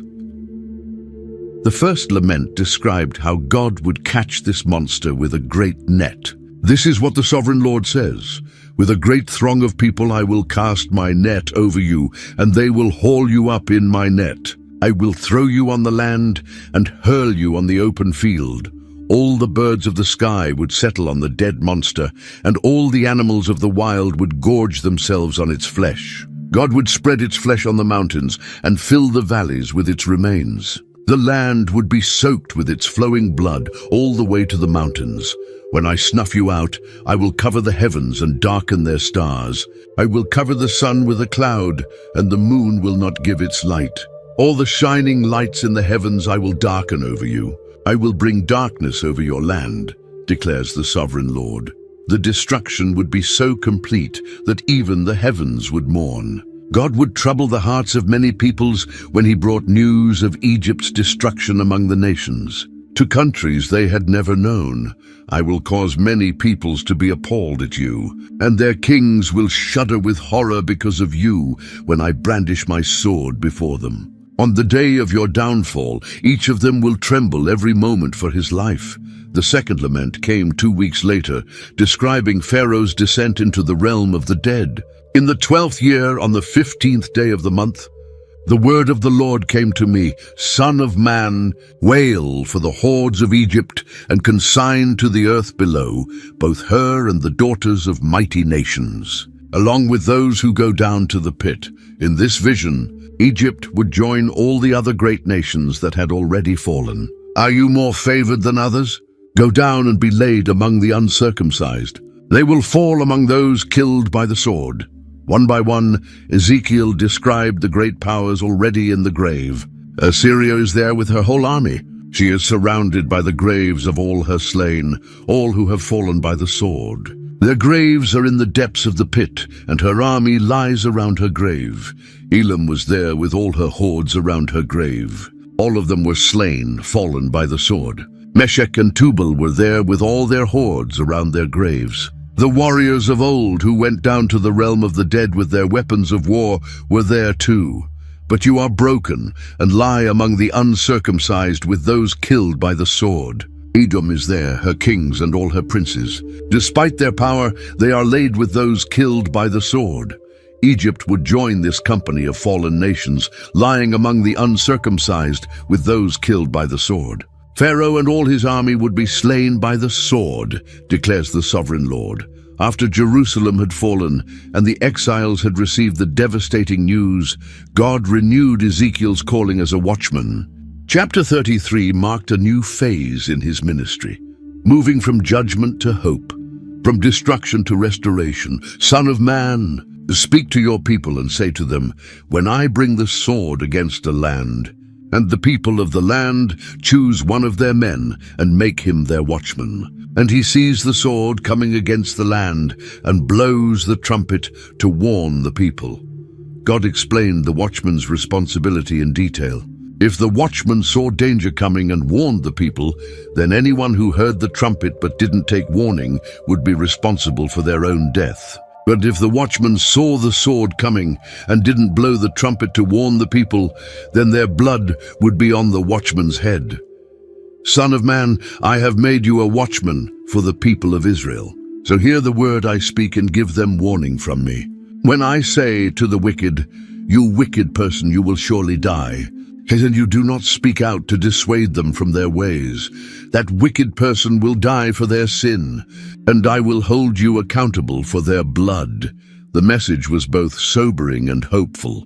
Ezekiel was responsible for delivering God's warnings, but each person was responsible for their own response. But if you do warn the wicked person to turn from their ways, and they do not do so, they will die for their sin, though you yourself will be saved. Then God addressed the people's despair directly. Son of man, say to the Israelites, this is what you are saying. Our offenses and sins weigh us down, and we are wasting away because of them. How then can we live? The people felt hopeless, crushed under the weight of their guilt and the consequences of their rebellion. But God's heart was revealed in his response. Say to them, as surely as I live, declares the sovereign Lord, I take no pleasure in the death of the wicked, but rather that they turn from their ways and live. Turn from your evil ways. Why will you die, people of Israel? God didn't want anyone to perish. His desire was for people to repent and live. The principle of individual responsibility was repeated again. The righteousness of the righteous wouldn't save them if they turned to sin, and the wickedness of the wicked wouldn't condemn them if they turned from their evil ways. Yet you say, the way of the Lord is not just, but I will judge each of you according to your own ways. God's justice was perfect even when people couldn't understand it. Each person would be judged according to their own choices, not according to what others had done. In the 12th year of exile, in the 10th month on the 5th day, a man who had escaped from Jerusalem came to Ezekiel with news that the city had fallen. The evening before the man arrived, the hand of the Lord was on Ezekiel, and his mouth was opened, so he was no longer silent. With Jerusalem's fall confirmed, some people thought they could now claim the abandoned land for themselves. But God had a message for these opportunists too. Son of man, the people living in those ruins in the land of Israel are saying, Abraham was only one man, yet he possessed the land. But we are many. Surely the land has been given to us as our possession. God's response was direct and challenging.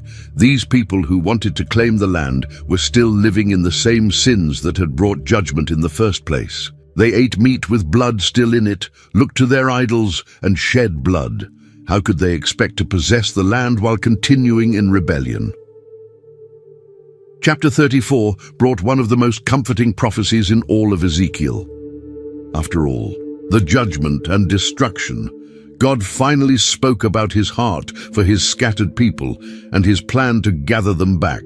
The word of the Lord came to me, Son of man, prophesy against the shepherds of Israel. Prophesy and say to them, this is what the sovereign Lord says to you shepherds.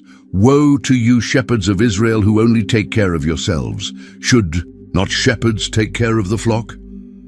The leaders of Israel had been like bad shepherds who cared only for themselves. You eat the curds, clothe yourselves with the wool, and slaughter the choice animals, but you do not take care of the flock. You have not strengthened the weak, or healed the sick, or bound up the injured. Instead of caring for the people God had entrusted to them, these leaders had used their positions for personal gain. You have not brought back the strays or searched for the lost.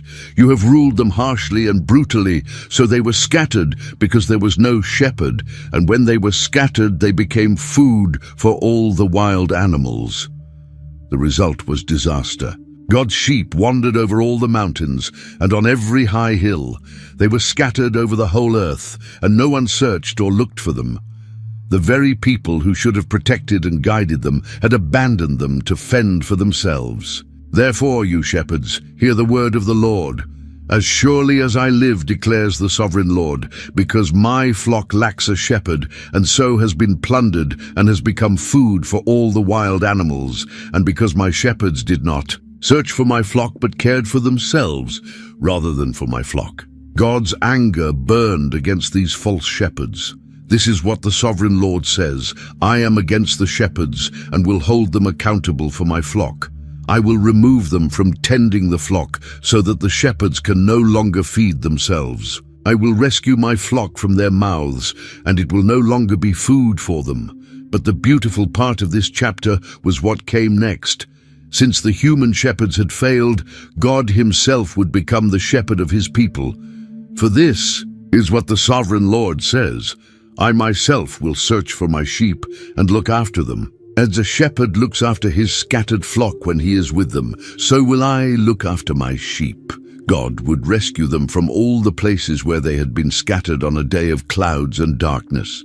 He would bring them out from the nations and gather them from the countries, bringing them into their own land. He would pasture them on the mountains of Israel, in the ravines, and in all the settlements in the land. I will tend them in a good pasture, and the mountain heights of Israel will be their grazing land. There they will lie down in good grazing land, and there they will feed in a rich pasture on the mountains of Israel. The care God would provide was tender and personal. I myself will tend my sheep and have them lie down, declares the sovereign Lord. I will search for the lost and bring back the strays. I will bind up the injured and strengthen the weak, but the sleek and the strong I will destroy. I will shepherd the flock with justice. God would also judge between the sheep, separating the good from the bad. As for you, my flock, this is what the sovereign Lord says. I will judge between one sheep and another, and between rams and goats. Is it not enough for you to feed on the good pasture? Must you also trample the rest of your pasture with your feet? Some of the sheep had been just as selfish as the bad shepherds, taking the best for themselves and ruining what was left for others. God would judge this behavior too, and rescue the weak from those who oppress them. I will place over them one shepherd, my servant David, and he will tend them. He will tend them and be their shepherd. I, the Lord, will be their God, and my servant David will be prince among them. I, the Lord, have spoken. Chapter 35 turned attention back to one of Israel's enemies, Edom, the nation descended from Esau. Unlike the other nations that had been judged for rejoicing over Jerusalem's fall, Edom faced condemnation for something much deeper and more personal. Son of man, set your face against Mount Seir, prophesy against it and say, this is what the sovereign Lord says, I am against you, Mount Seir, and I will stretch out my hand against you and make you a desolate waste. Mount Seir was the mountainous region where the Edomites lived, south and east of the Dead Sea. God would make their cities ruins and lay waste their land. Then you will know that I am the Lord. But Edom's judgment wasn't just about celebrating Jerusalem's destruction. Their sin went much deeper. Because you harbored an ancient hostility and delivered the Israelites over to the sword at the time of their calamity, at the time their punishment reached its climax. The word ancient revealed the real problem. This wasn't a recent disagreement or a political dispute. Edom's hatred went all the way back to the conflict between Jacob and Esau in their mother's womb. For over 1,000 years, Edom had nursed this grudge, waiting for any opportunity to hurt Israel. When Jerusalem was at its weakest moment, facing destruction by Babylon, the Edomites had joined in the attack. Instead of helping their relatives, they had betrayed them and handed them over to their enemies. This was family turning against family at the moment of greatest need. Therefore, as surely as I live, declares the sovereign Lord, I will give you over to bloodshed, and it will pursue you. Since you did not hate bloodshed, bloodshed will pursue you. Edom had loved violence against their brothers, so violence would follow them wherever they went.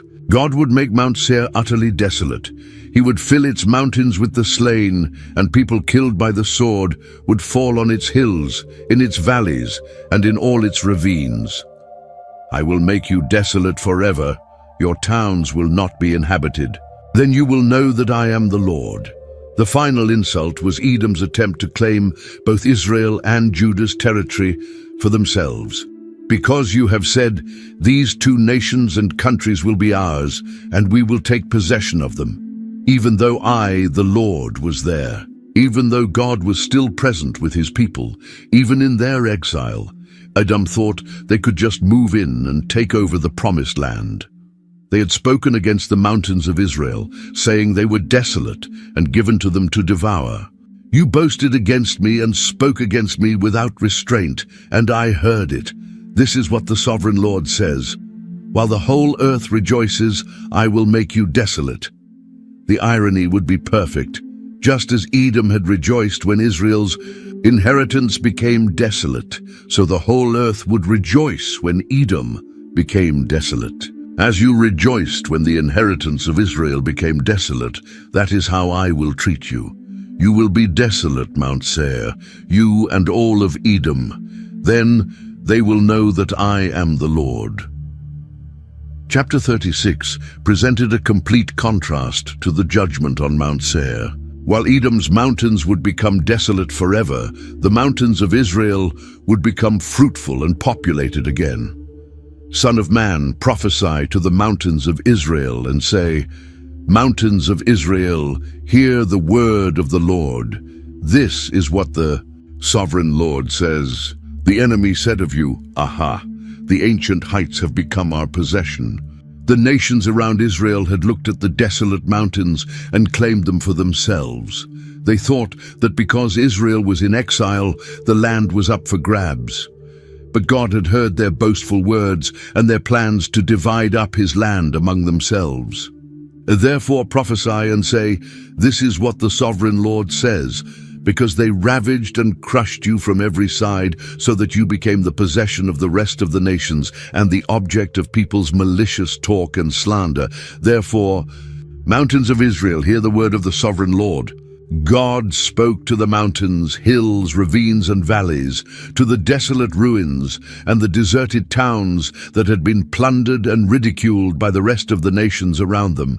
His jealousy burned against these nations, especially against Edom, who had taken his land with wholehearted joy and utter contempt.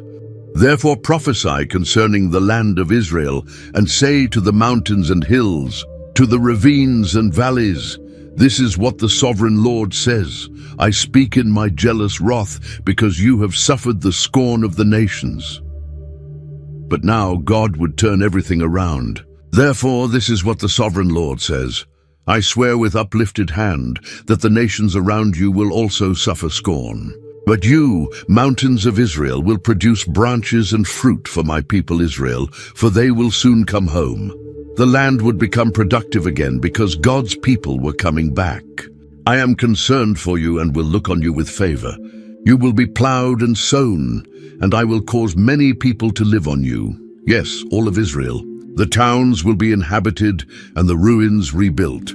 God would multiply both people and animals on the mountains of Israel. They would increase and be fruitful, and he would settle people on them as in the past, and make them prosper more than before. Then you will know that I am the Lord. He would cause people to walk on the mountains again, his people Israel. They would possess the land, and it would be their inheritance. The land would never again make them childless. No longer would it be said that the land devoured its people or made the nation childless. No longer will I make you hear the taunts of the nations, and no longer will you suffer the scorn of the peoples or cause your nation to fall, declares the sovereign Lord. Then God explained why he was doing this restoration.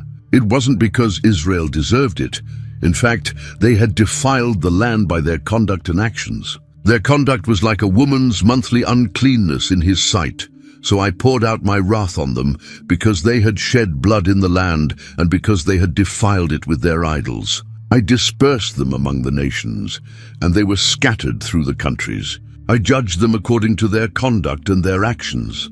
But when they went among the nations, they profaned God's holy name. Wherever they went, people said of them, "These are the Lord's people." And yet they had to leave his land. God was concerned for his holy name, which had been profaned among the nations. Therefore say to the Israelites, "This is what the sovereign Lord says. It is not for your sake, people of Israel, that I am going to do these things, but for the sake of my holy name, which you have profaned among the nations where you have gone." God would show the holiness of his great name through the restoration of his people. He would take them out of the nations, gather them from all the countries, and bring them back into their own land. Chapter 37 contained the most famous vision in the entire book of Ezekiel, the Valley of Dry Bones. This wasn't just a story about resurrection. It was God's promise that the nation of Israel, which seemed completely dead, would live again. The hand of the Lord was on me, and he brought me out by the Spirit of the Lord and set me in the middle of a valley. It was full of bones. He led me back and forth among them, and I saw a great many bones on the floor of the valley, bones that were very dry.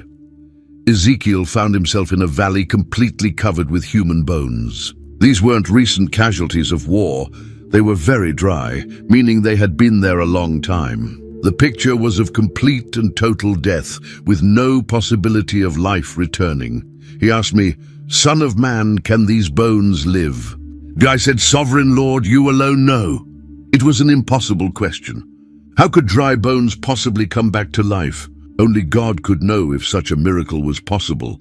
Then he said to me, "Prophesy to these bones, and say to them, 'Dry bones, hear the word of the Lord. This is what the sovereign Lord says to these bones. I will make breath enter you, and you will come to life.'" God told Ezekiel to preach to the bones as if they were a congregation waiting to hear God's word. The message was a promise of resurrection. "I will attach tendons to you and make flesh come upon you and cover you with skin. I will put breath in you, and you will come to life. Then you will know that I am the Lord." So I prophesied as I was commanded. And as I was prophesying, there was a noise, a rattling sound, and the bones came together, bone to bone. I looked, and tendons and flesh appeared on them, and skin covered them, but there was no breath in them. As Ezekiel preached, an amazing thing happened. The bones began to move, making a rattling sound as they came together. Each bone found its proper place, and then tendons appeared, followed by flesh and skin. But the bodies still had no breath in them. Then he said to me, "Prophesy to the breath. Prophesy, Son of Man, and say to it, 'This is what the sovereign Lord says. Come, breath from the four winds, and breathe into these slain, that they may live.'" So Ezekiel prophesied as commanded, and breath entered the bodies. They came to life and stood up on their feet. A vast army of living people, where moments before there had been nothing but dry bones scattered across a valley floor. Then he said to me, "Son of man, these bones are the people of Israel. They say, 'Our bones are dried up and our hope is gone. We are cut off.'" The vision represented the spiritual condition of the Jewish exiles. They felt completely dead as a nation, with no hope of ever returning to their land or having a future. Their bones were dried up, their hope was gone, and they were cut off from everything that had given their lives meaning. Therefore prophesy and say to them, "This is what the Sovereign Lord says. My people, I'm going to open your graves and bring you up from them. I will bring you back to the land of Israel." God would perform a national resurrection, bringing his people back from the grave of exile and returning them to their own land. Then you, my people, will know that I am the Lord when I open your graves and bring you up from them. I will put my spirit in you, and you will live, and I will settle you in your own land. The vision continued with another dramatic demonstration. The word of the Lord came to me, "Son of man, take a stick of wood and write on it, belonging to Judah and the Israelites associated with him. Then take another stick of wood and write on it, belonging to Joseph, that is, to Ephraim, and all the Israelites associated with him." Ezekiel was to join the two sticks together in his hand so they would become one stick. When people asked what this meant, he was to tell them that God would take the stick of Joseph and the Israelite tribes associated with him and join it to Judah's stick, making them a single stick in his hand. Say to them, "This is what the Sovereign Lord says. I will take the Israelites out of the nations where they have gone. I will gather them from all around and bring them back into their own land. I will make them one nation in the land on the mountains of Israel." The divided kingdom would be reunited under one king. They would no longer be two nations or be divided into two kingdoms. There will be one king over all of them, and they will never again be two nations or be divided into two kingdoms. Chapters 38 and 39 introduced a mysterious figure called Gog from the land of Magog, who would lead a massive invasion against the restored land of Israel. This prophecy looked far into the future, to a time when Israel would be living securely in their land again. The word of the Lord came to me, "Son of man, set your face against Gog of the land of Magog, the chief prince of Meshech and Tubal. Prophesy against him and say, 'This is what the Sovereign Lord says. I am against you, Gog, chief prince of Meshech and Tubal.'" God would put hooks in Gog's jaws and bring him out with his whole army, horses and horsemen, all of them fully armed with large and small shields, all of them brandishing their swords. With him would come Persia, Cush, and Put, all with shields and helmets, and Gomer with all its troops, and Beth Togarmah from the far north with all its troops. Get ready. Be prepared, you and all the hordes gathered about you, and take command of them. After many days you will be called to arms. In future years you will invade a land that has recovered from war, whose people were gathered from many nations to the mountains of Israel, which had long been desolate. This invasion would come at a specific time, after Israel had been restored to their land and was living in peace and security. The people would be living without walls, without gates and bars, dwelling in unwalled villages. They would be living securely, all of them without walls and without gates and bars. You will say, "I will invade a land of unwalled villages. I will attack a peaceful and unsuspecting people, all of them living without walls and without gates and bars. I will plunder and loot and turn my hand against the resettled ruins and the people gathered from the nations, rich in livestock and goods, living at the center of the land." Gog would come from his place in the far north with many nations, a great horde, a mighty army. He would advance against God's people Israel like a cloud that covers the land. In days to come, Gog, I will bring you against my land, so that the nations may know me when I am proved holy through you before their eyes. But this invasion would be Gog's undoing. This is what the Sovereign Lord says. You are the one I spoke of in former days by my servants the prophets of Israel. At that time they prophesied for years that I would bring you against them. When Gog attacked Israel, God's fury would rise. In my zeal and fiery wrath I declare that at that time there shall be a great earthquake in the land of Israel. The fish in the sea, the birds in the sky, the beasts of the field, every creature that moves along the ground, and all the people on the face of the earth will tremble at my presence. The mountains would be overturned, the cliffs would crumble, and every wall would fall to the ground. God would summon a sword against Gog on all his mountains, and every man's sword would be against his brother. He would execute judgment on him with plague and bloodshed, and pour down torrents of rain, hailstones, and burning sulfur on him and his troops and the many nations with him. And so I will show my greatness and my holiness, and I will make myself known in the sight of many nations. Then they will know that I am the Lord. In the 25th year of exile, on the 10th day of the month, exactly 14 years after Jerusalem had fallen, the hand of the Lord was on Ezekiel. This was no ordinary day. It marked a quarter century since the first deportation to Babylon. In visions of God, he took me to the land of Israel and set me on a very high mountain, on whose south side were some buildings that looked like a city. He took me there, and I saw a man whose appearance was like bronze.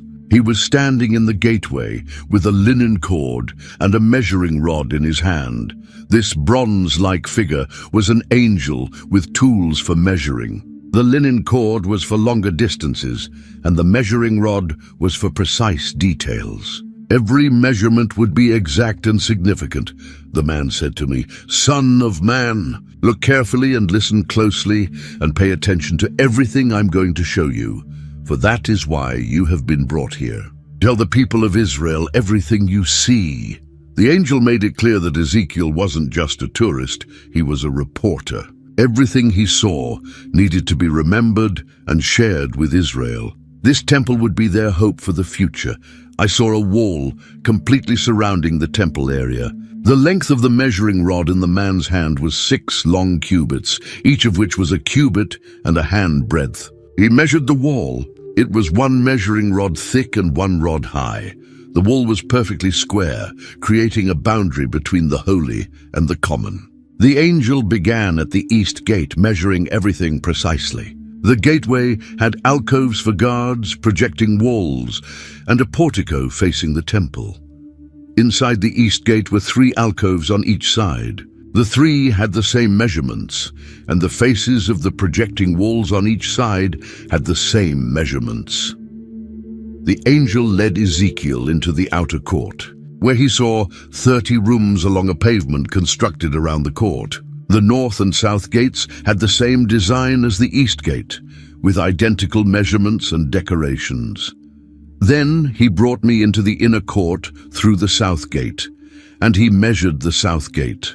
It had the same measurements as the others. Its alcoves, its projecting walls, and its portico had the same measurements as the others. The inner court gates faced the outer court, with palm trees decorating their jambs and 8 steps leading up to each gate. This created a sense of ascending toward heaven as worshippers moved closer to the temple. Near the inner gates were rooms for preparing sacrifices. A room with a doorway was by the portico in each of the inner gateways, where the burnt offerings were washed. In the portico of the gateway were 2 tables on each side, on which the burnt offerings, sin offerings and guilt offerings were slaughtered. Everything needed for proper worship was provided: tables for slaughtering sacrifices, rooms for washing offerings, and spaces for priests to perform their duties. He brought me to the portico of the temple and measured the jambs of the portico. They were 5 cubits wide on either side. The width of the entrance was 14 cubits, and its projecting walls were 3 cubits wide on either side. In chapter 41, they entered the main hall. Then the man brought me to the main hall and measured the jambs. The width of the jambs was 6 cubits on each side. The entrance was 10 cubits wide, and the projecting walls on each side of it were 5 cubits wide. He also measured the main hall. It was 40 cubits long and 20 cubits wide. The proportions were exactly double those of Solomon's temple, showing this new temple would be even more magnificent than the original. Chapter 43 marked the climax of the temple vision. Then the man brought me to the gate facing east, and I saw the glory of the God of Israel coming from the east. His voice was like the roar of rushing waters, and the land was radiant with his glory. This was the moment Ezekiel had waited for since witnessing God's glory departing from the original temple years earlier. The glory was the same he had seen by the Kebar River, and when judgment came to Jerusalem, the glory of the Lord entered the temple through the gate facing east. Then the Spirit lifted me up and brought me into the inner court, and the glory of the Lord filled the temple. Just as God's glory had filled Solomon's temple at its dedication, now the glory filled this new temple. The building became alive with the presence of the living God. While the man was standing beside me, I heard someone speaking to me from inside the temple.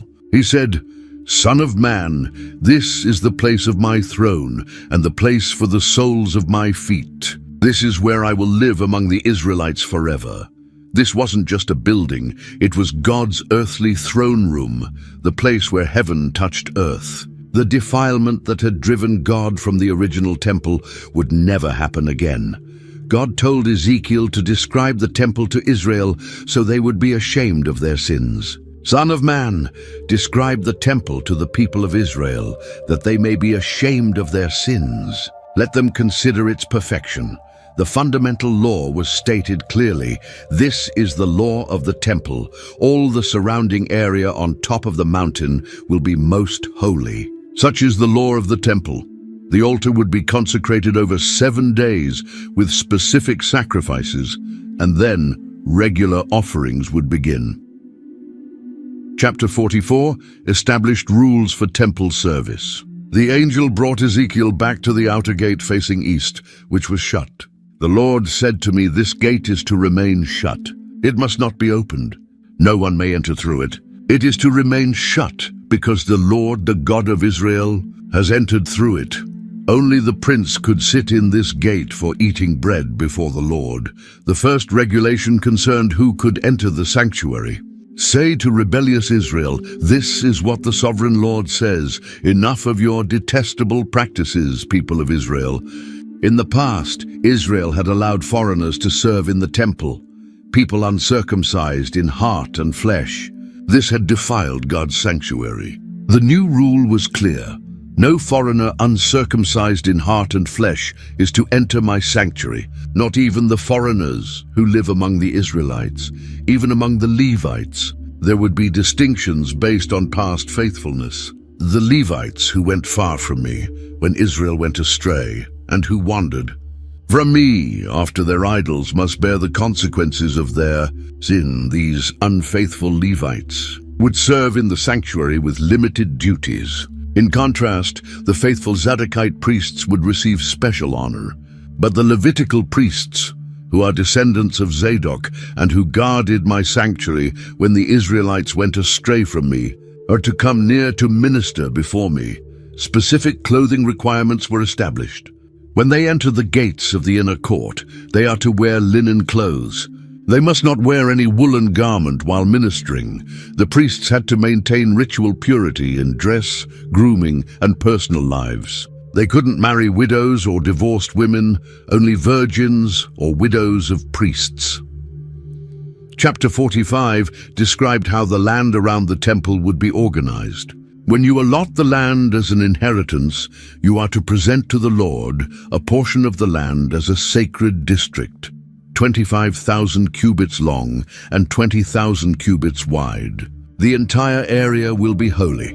This holy district would contain the sanctuary, the priests' houses, and the Levites' towns. Of this, a section 500 cubits square is to be for the sanctuary, with 50 cubits around it for open land. The city would have its own portion adjacent to the sacred district. You are to give the city as its property an area 5,000 cubits wide and 25,000 cubits long, adjacent to the sacred portion. It will belong to all Israel. The prince would receive land on both sides of the sacred district. The prince will have the land bordering each side of the area formed by the sacred district and the city property. This arrangement would prevent the prince from oppressing people by taking their land. This land will be his possession in Israel, And my princes will no longer oppress my people, but will allow the people of Israel to possess the land according to their tribes. God commanded honest weights and measures for all transactions. You are to use accurate scales, an accurate ephah and an accurate bath. The chapter specified offerings the people should bring and established the prince's responsibility to provide burnt offerings, grain offerings, and drink offerings at festivals, new moons, and Sabbaths. Chapter 46 provided detailed instructions for the prince's role in temple worship. This is what the sovereign Lord says: the gate of the inner court facing east is to be shut on the 6 working days. But on the Sabbath day and on the day of the new moon it is to be opened. The prince had specific responsibilities. On Sabbaths and new moons, the prince is to enter from the outside through the portico of the gateway and stand by the gatepost. The priests are to sacrifice his burnt offering and his fellowship offerings. The common people would also worship at this gateway. On the Sabbaths and new moons, the people of the land are to worship in the presence of the Lord at the entrance of that gateway. Specific offerings were required for different occasions. The burnt offering the prince brings to the Lord on the Sabbath day is to be 6 male lambs and a ram, all without defect. For the common people, there was a specific traffic pattern. When the people of the land come before the Lord at the appointed festivals, whoever enters by the north gate to worship is to go out the south gate, and whoever enters by the south gate is to go out the north gate.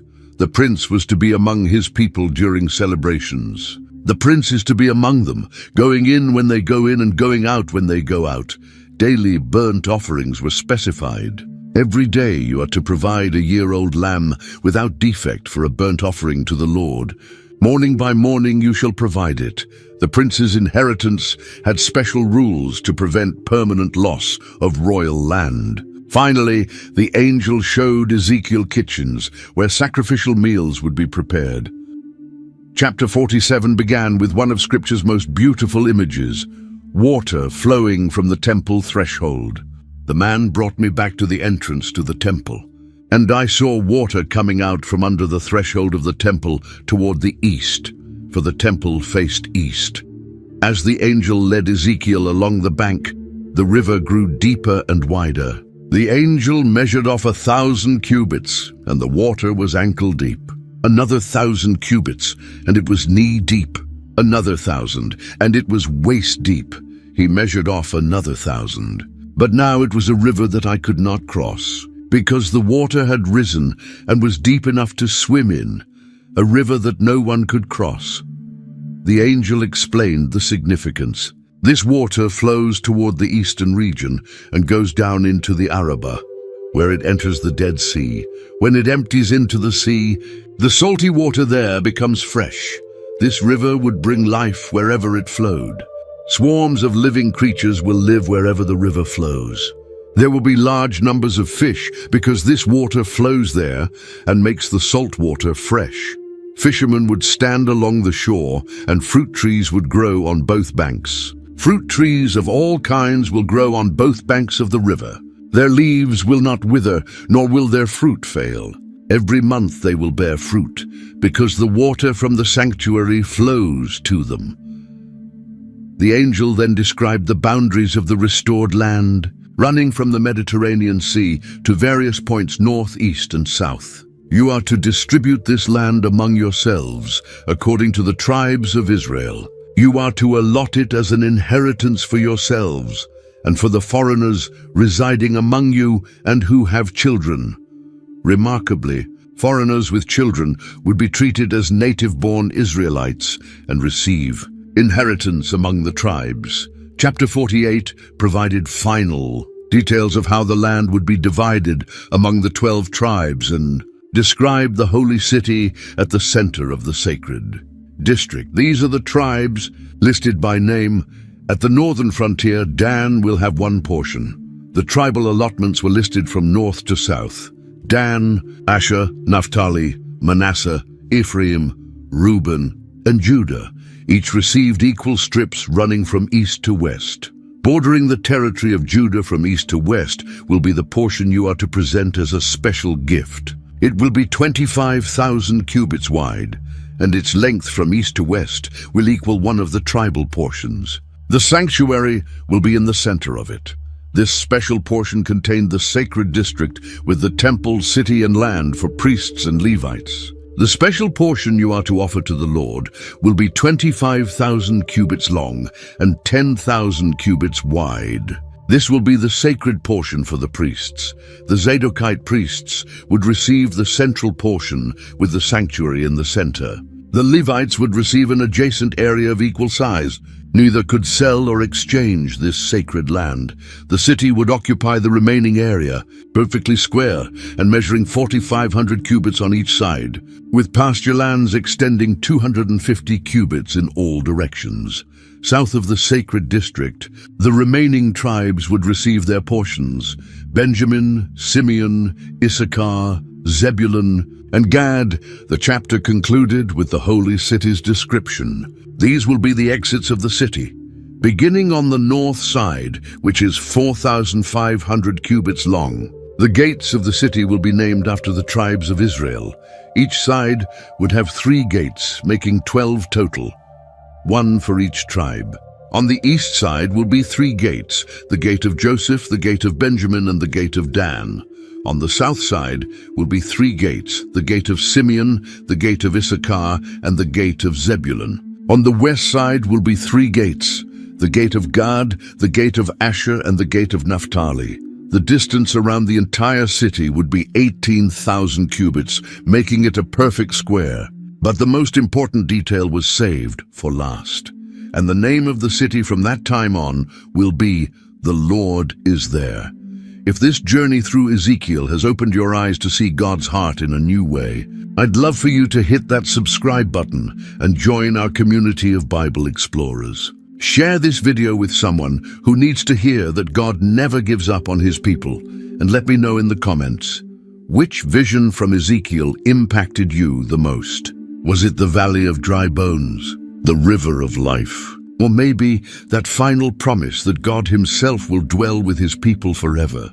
Until next time, remember, no matter where you are in your story, God's glory is always moving toward restoration. He's always calling his people home.